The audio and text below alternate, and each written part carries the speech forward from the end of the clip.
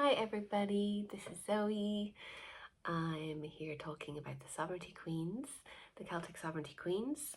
I'm the co-founder of Eru. It's a business that we are reclaiming an ancient heritage, inspired by the sovereignty goddesses who gave me this vision for the business, and they also want me to share more about them, their story, and their wisdom. So today I was going to talk about Queen Maeve. Queen Maeve was teaching me over the last week, and she wanted me to do a video on the true meaning of queen. She's such a great example of a queen, and such a great example of what has happened to the idea of queen. How the true meaning of queen has been turned in our society into really a toxic queen template that exists everywhere we look. um, so she was saying that the true meaning of queen, like that we actually hold this reverence for queen, for the role of queen in our ancestral memory, especially in Ireland, because there's such a rich history of the sovereignty queens. The sovereignty queen and the sovereignty goddess are interchangeable words. And the queens coronated the kings. They were the ones that were entrusted to do so. You know, they picked the rightful king, you know, but they were the rightful queens already in themselves, as embodied queens, as embodied goddesses that enable them to have this role. So she said that, you know, we hold this reverence, and you can see that actually across the globe. But it's like we know, but then the amnesia has come in. We have forgotten the true meaning of queen, and therefore that amnesia has created a space to be usurped, to be hijacked by the toxic queen programming. Because, you know, it's like almost we want to identify with the idea of queen, and we strive, or we are searching for that. And then these false narratives, these false queen archetypes come in and teach us from every aspect of our society, to our young people, to our old people, through all forms of media. Often she's showing me this through stories. So her story is a really good example of how this happened, because the stories about Queen Maeve are so they've been so ransacked. I don't know why these words are coming from me. Like kind of battle words, you know, that's what she's saying. Like they have been, the stories have been attacked, the stories have been derided, and therefore these false narratives have been implanted, and then they uphold these belief systems, and people are like searching for this memory, this love of queen, and then they're met with these narratives that are inserted. And it's like, I can see that even with my daughter, you know, they're trying to grasp onto, well, what is the real meaning to be feminine? What is a real way to act as a girl? And all these belief systems and programmings are playing out in our society. And then eventually they will have to latch on to one, and it perpetuates the toxic queen programming.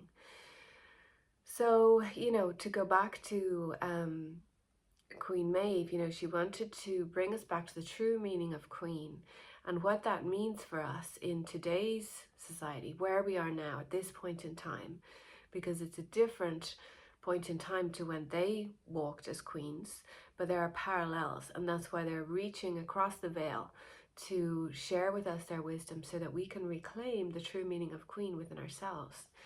You know, they said to me, if every woman embodied her true meaning of queen, the planet would be transformed. Yeah, everything would be transformed, because that is the power of the feminine, to embody that true meaning of queen. And of course this goes for the men too, for them to reclaim the true meaning of queen within their inner feminine also, for them to you know, to reclaim that really important space for them, because we live in a society that has been, you know, just controlled by a fallen patriarchy, fallen masculine system, which knocks the true feminine off balance, and it continues to degrade each other. Whereas when the sovereignty queens walked and the sovereignty kings, they were honoring each other. So they were upholding, up-leveling, growing exponentially in love and reverence and honor to each other's role, that it creates this exponential growth and blossoming of divine creation, as opposed to what has been implanted in society, which is the fallen king and queen, which actually negate each other, they deride each other, and it's a descending path as opposed to an ascending path of the hierogamic union potential that the masculine and the feminine have. So, Queen Maeve's story, I'm won't go into the whole story, but in a nutshell, she's been cast as the warrior queen, and she embodies the warrior spirit, but she has only been cast in this role. And you can see with her, there's this fascination, there's an interest in Queen Maeve. And again, I think it's because we have that like ancestral memory. We know there's something good there. But yet then we meet these stories, which are all around battle, all around jealousy, promiscuity. Maeve had many husbands. That's always written about her. Really what she was doing was she was coronating many kings. And I believe also, like in the land of Ireland, so much of the land is named after her. There's a Rath Maeve, there's so many places dedicated to Maeve, and not just in Maeve's lands, which are in the west of Ireland.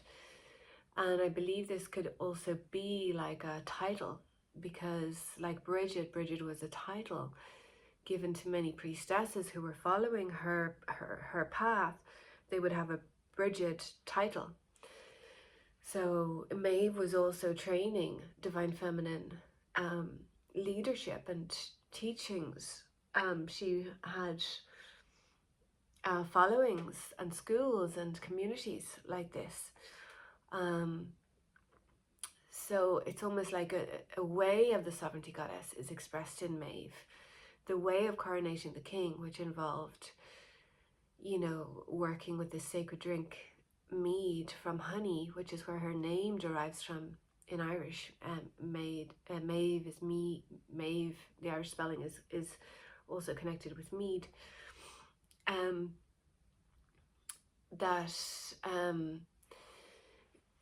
They say another part of the story, that the sovereignty queen through this drink would intoxicate the man, like it was some, slutty drunk, it's so ridiculous, the stories.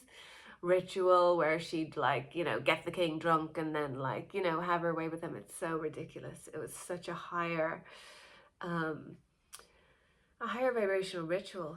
And the drink really represents, and the intoxication represents, the drink is the golden drink, is like the golden ray of God, divine service, that the sovereignty queen was so embodied in. She was radiating it, and she would intoxicate those around her with her radiance, with her Christ consciousness, with her embodied divinity.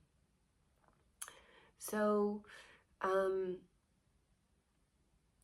these queens were also called solar queens, because they radiated that solar consciousness, that solar Christ consciousness that was intoxicating, because it was inspiring. And this is how they were up-leveling community, up-leveling the land, and identifying the rightful king that could uphold this level of consciousness with them. So the story has been turned into just her battling aspects and her warring aspects, based on this one main story in our mythology, where she goes to war with one of our main heroes. She's shown me a totally different side to that story, which is really, an inversion of what it says. She was...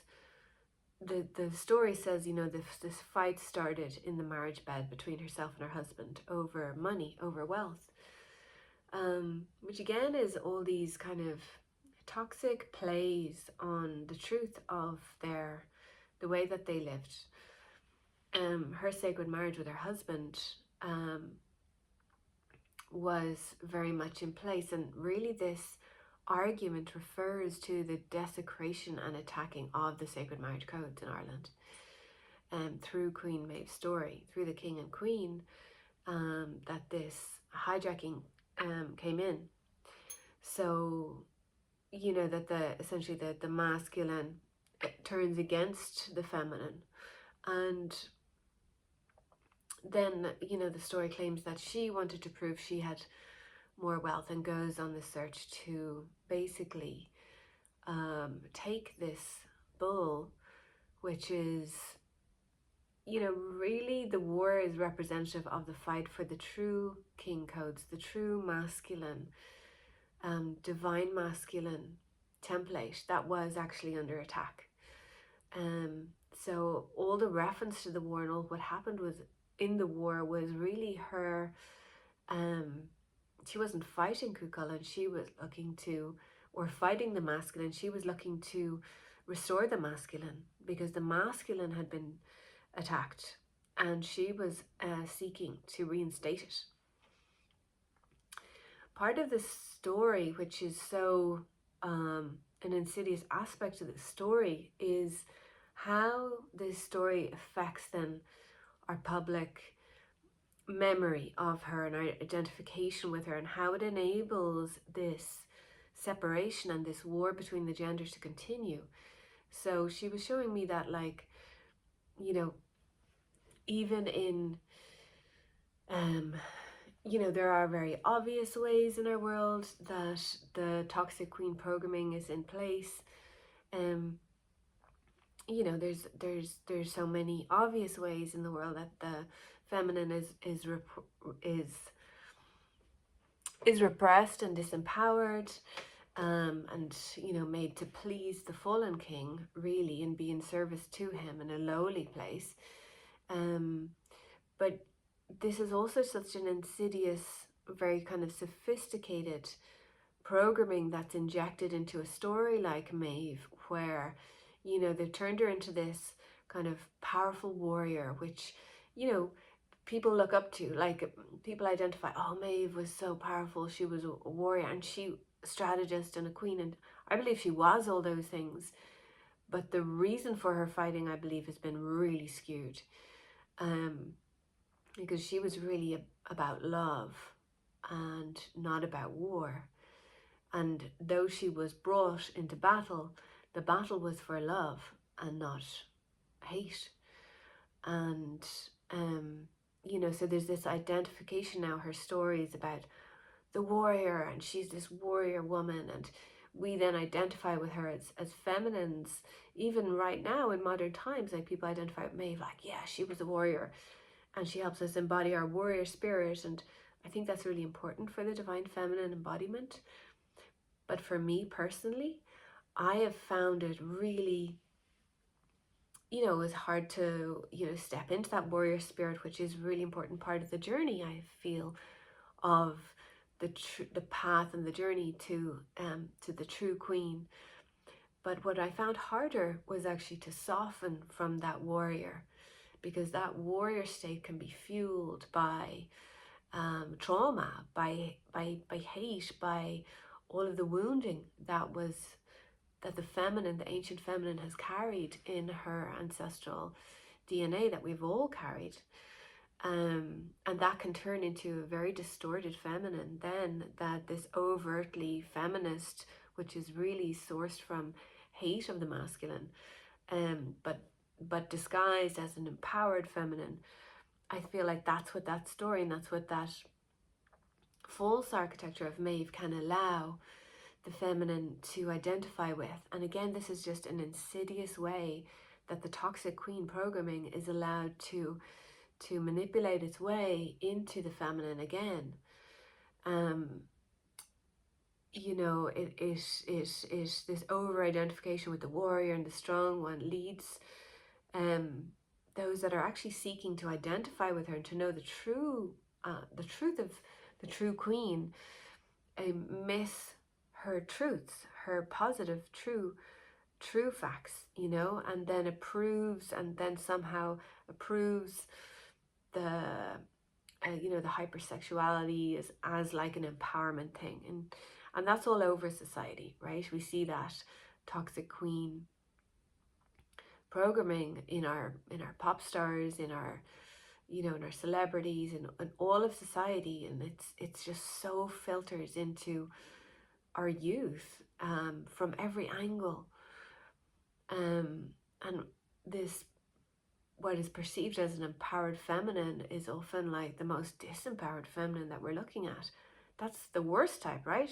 The one believing that they're empowered when they're really disempowered, serving a fallen king paradigm, you know, thinking that that's empowered feminine. So, you know, the toxic queen programming is, you know, it's just so normal. It's even like in the way Queen, you know, Queen Bee is, you know, the term Queen Bee is like, it's almost like a joke. It's almost like, oh, she's a queen bee, you know. It's such a, it's like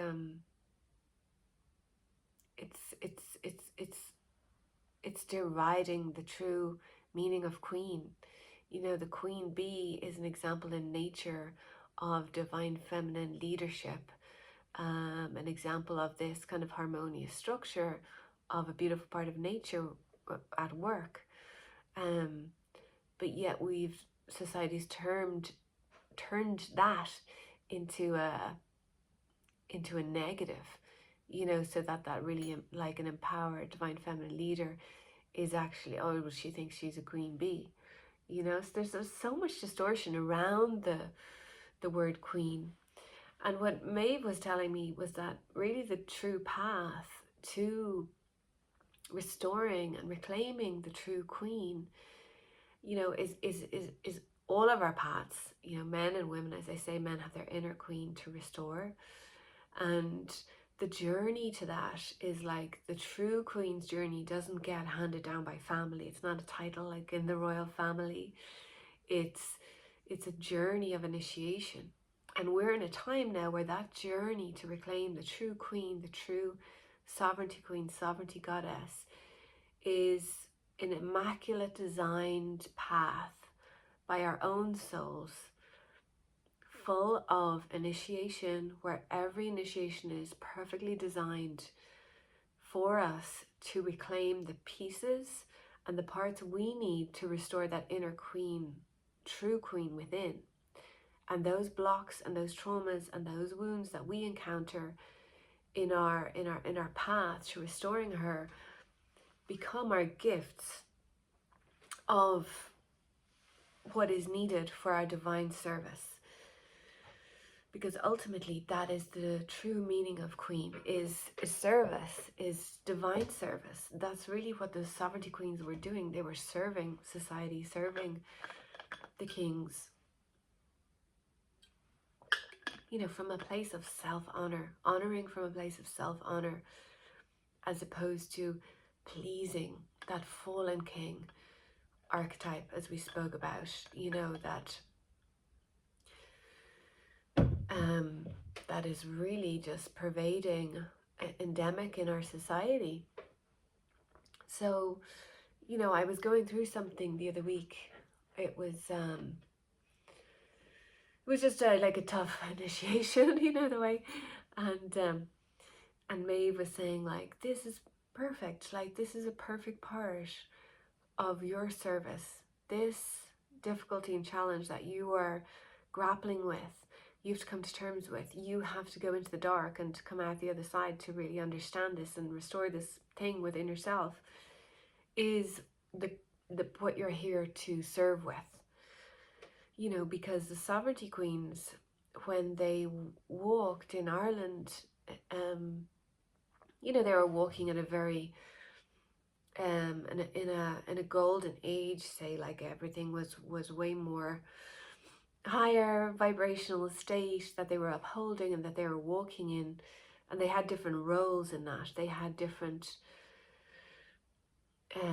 They were queens recognizing other queens. There were many queens, and everyone was on a path to queendom.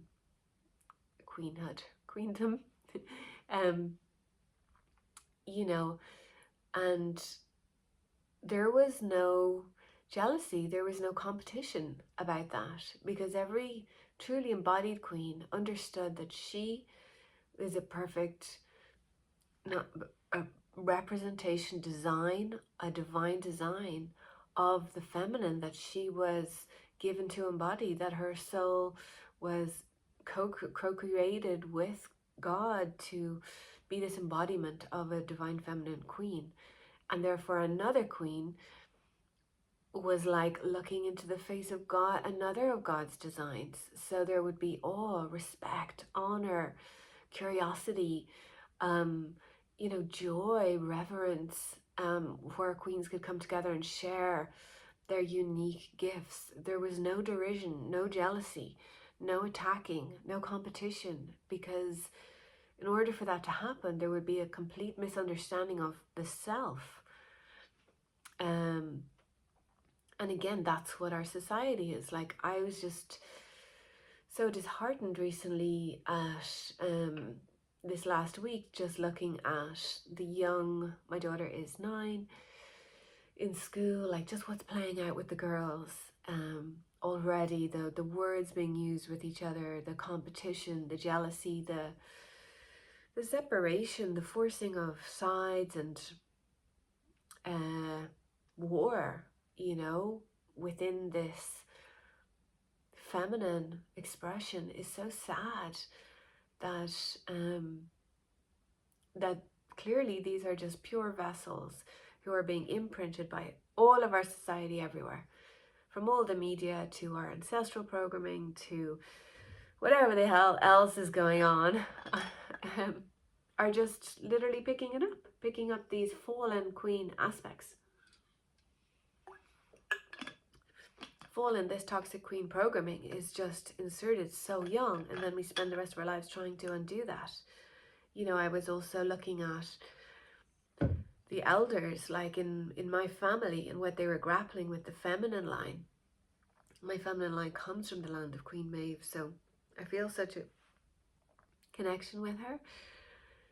And it's so sad. I just had so much grief this week, which is important. Is like authentic expression and feeling of your feelings is such an important part of the true queen archetype, especially where we are now in society, to process these emotions so that they move us to inspired action, to inspired restoration of the true queen, not just to numb them out or keep going.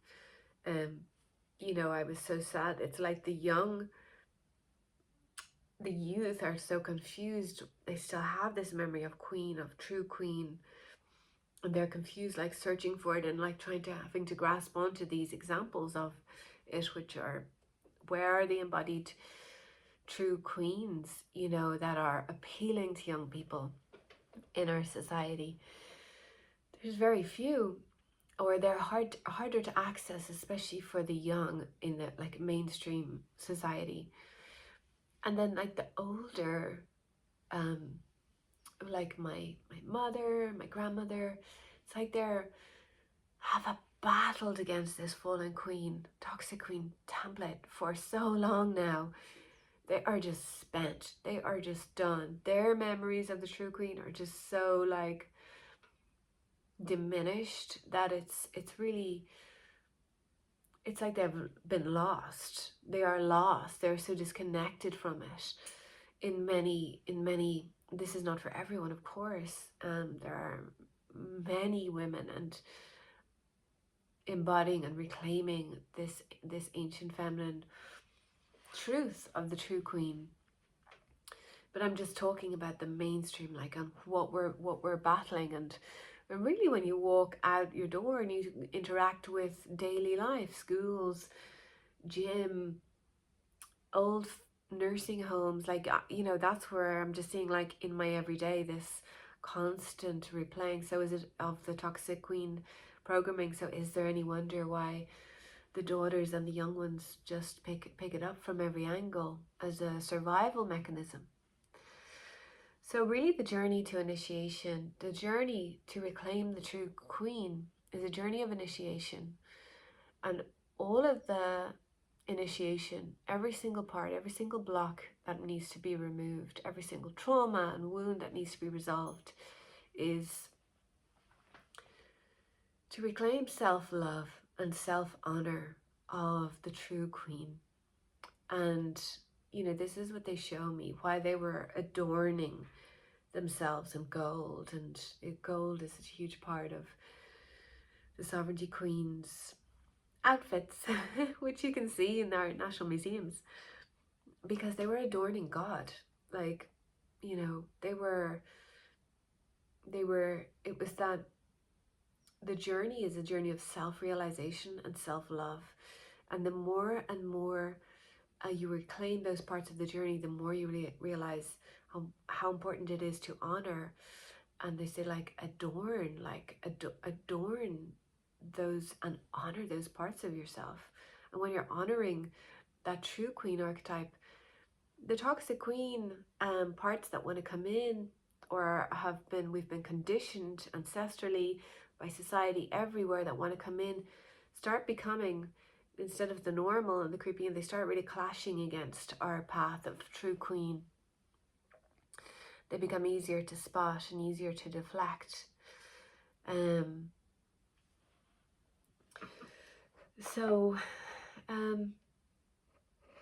I was just looking at my notes and yeah, like, they just really showed me that vision. If every woman suddenly reclaimed her true queen truth of how we're created, what we're meant to be, and every man had his true queen reinstated inside him, this toxic paradigm would just fall. It would just dissolve, They were saying, like, in the man, for that, when that true queen is in place, is rightfully in place, then she guards against, she guards against, false voices, false false structures that keep perpetuating the toxic masculine paradigm. She protects against the male ego being hijacked.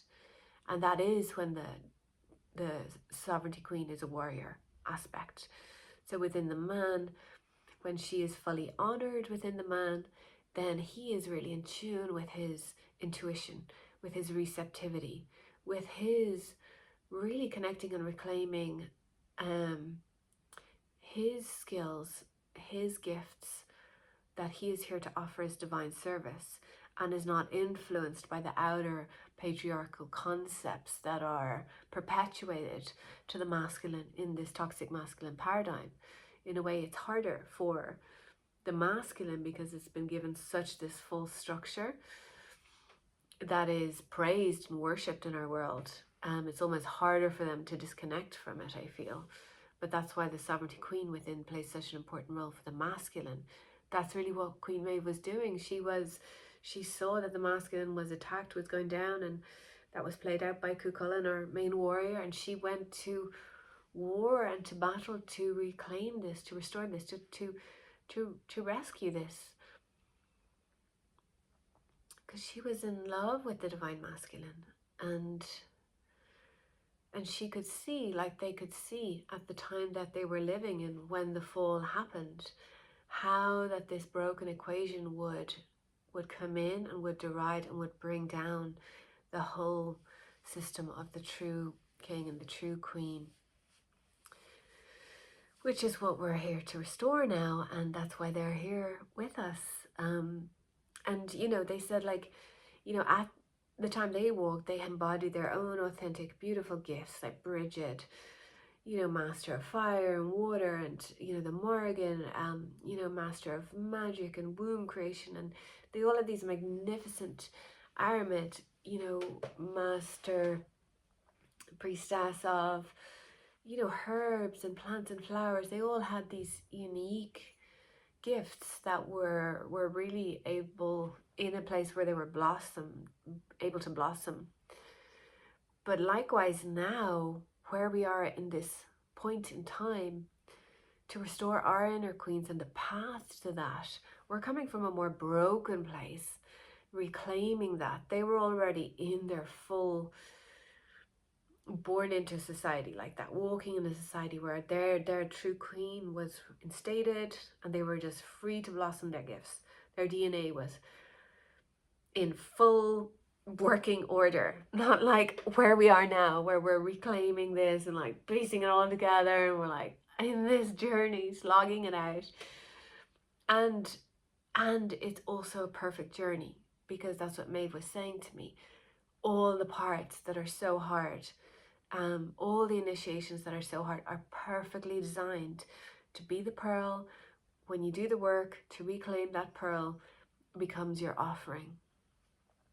And we're being born into our really important roles now, our really, our divine service, our missions, our starseed missions, or whatever way we want to call it. The highest blueprint and program for our souls in this lifetime is there for all of us. We've all designed it.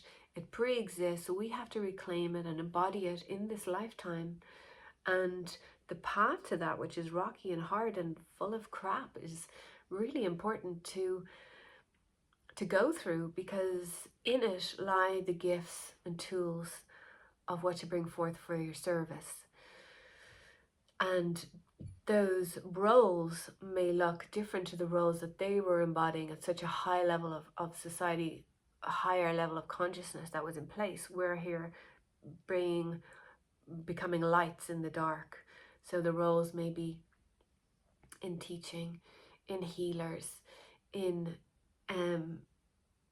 all of the unique ways in herbs, and all of the unique and holistic ways that need to be remembered and integrated in today's society in a realistic way. How we can infiltrate through the normal roles that are in society and inject these ancient wisdoms into them. Where if you're already a teacher or you're already doing this, how can you reclaim your true queen and then bring forth the gifts of service into that? Or maybe start on a whole new career or role, because the path of the true queen is for everybody who's willing to take it. It exists. The true queen template of you it already exists, and why not reclaim it and embody it in this lifetime, which is the lifetime we came to do it. And it's not easy, but we have these incredible guides. Queen Maeve is so incredible. She really, she sits right beside me sometimes and she's like, toxic queen coming out, when I'm in a thought process or I'm engaging in something where that temptation of the fallen queen energy can come in. She's just like, hello, ding dong, alerting me to that. When you work with her, it's such an opportunity to really hone your divine masculine and your divine feminine. That's what she was really all about. That's what she was really upholding and teaching. Hierogamic union codes, the coronation of the king. That's what she was doing. So, yeah, that's what Maeve really wanted to talk about today, the meaning of the true queen. And they always tell me that that the sovereignty queen creates space for the king to step into. And this is an important ordering. This was an ordering that existed at their time. And it's an ordering that has gone the other way now in society. And this is what they show me that we need to restore. It's been my path to reclaim my divine feminine first. Not that I'm perfect, it's a work in progress, but to work on that part of me first. And then that kind of gave rise to my divine masculine attributes that I needed to work on. But to create space for the king to step into, which is really what they were doing in their beautiful sacred marriage rituals, which Queen Maeve was the queen of and the teacher of, was really creating space for the king to step into, means holding the highest vision for the king, holding the highest vision for the divine masculine. So we live in a society where, you know, the divine masculine is not really evident.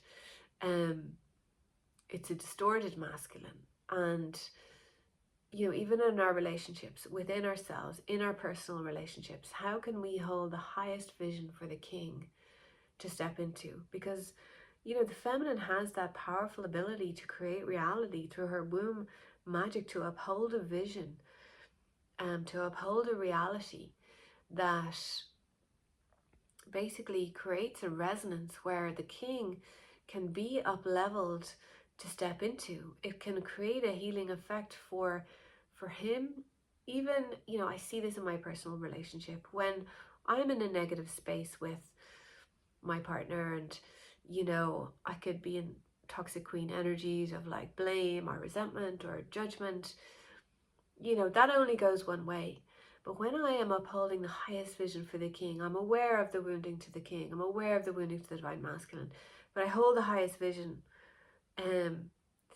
That creates like the energy of what he feels is self-belief instead of judgment, of inspiration, of wanting to be with the queen like that, wanting to up-level himself and step into that king role.